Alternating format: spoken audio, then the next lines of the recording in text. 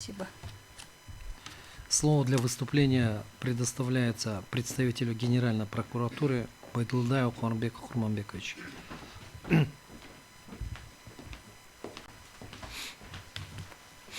Уважаемый председатель, уважаемые судьи, благодарю за представленное слово. Генеральная прокуратура свою позицию в письменном виде изложила. В совокупности с мнениями определенных структурных подразделений Генеральной прокуратуры мы пришли к выводу, что статья 95 УПК КР не противоречит пунктам 1, 3, 4 статьи 57 Конституции Казахской Республики. Нашу позицию я зачитывать не буду, наверное, позиция уже сложная. Остановлюсь на определенных моментах, как исходит, как приходит вообще на практике данная норма работает. Учитывая то, что уголовное дело по отношению Джеркеева, Воинова, Куценко, Нарбаева было возбуждено в редакции УПК 99 года. События были до новых кодексов и кодексов 2007 года, 2017 года редакции. Тем самым и следователь инкриминировал деяния, предусмотренные статьями 303, 304 в той редакции 1997 года.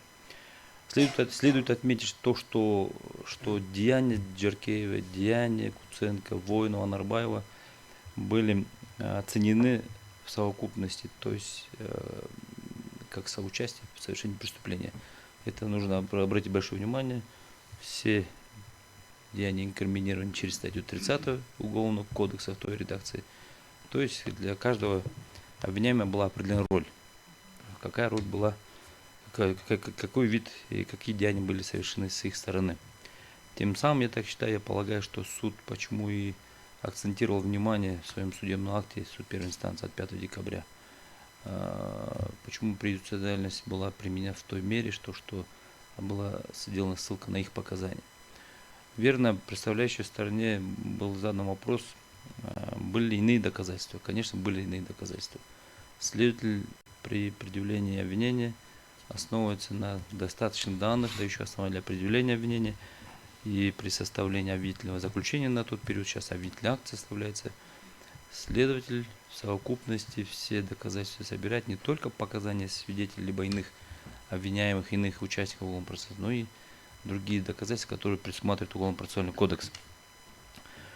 С учетом этих собранных данных, прокурор утверждает обвинительное заключение на тот период и направляет уголовное дело в суд. В тот период действовали два института: процессуальное соглашение о признании вины, процессуальное соглашение о сотрудничестве. Оба процессуальных соглашения, это оба института работали таким образом, что обвиняемые сами волеизъявляли выбор этого института. Орган следствия, либо прокурор, либо суд не мог навязать.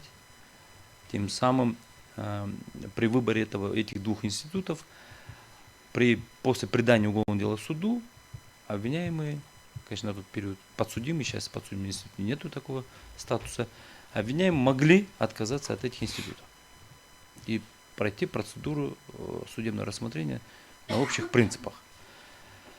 Коль обвиняемые выбрали данные институты, конечно, эти институты были льготными для них в части назначения наказания.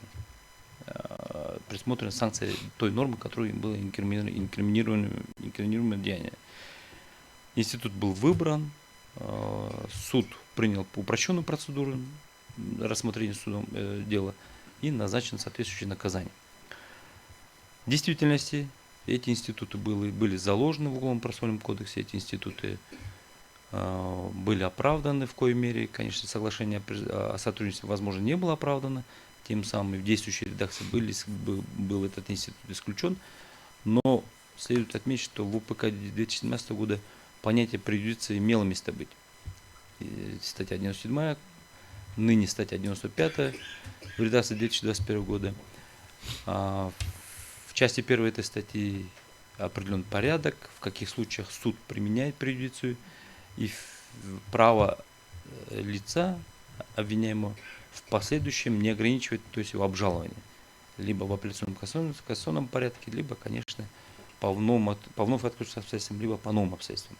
В данном случае Анарбаев, обвиняемый Анарбаев и его защитник могли ходатайствовать перед судьей о повторном допросе этих лиц, если судья отклонил бы, никто им не запрещал в апелляционном порядке это все обжаловать вместе с приговором суда, обвинительным приговором суда.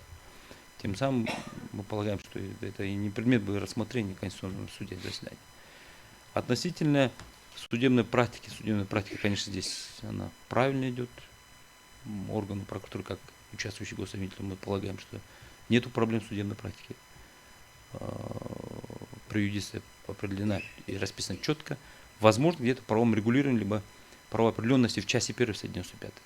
Возможно, ее чуть-чуть недопонимают. Именно в части 1 этой статьи.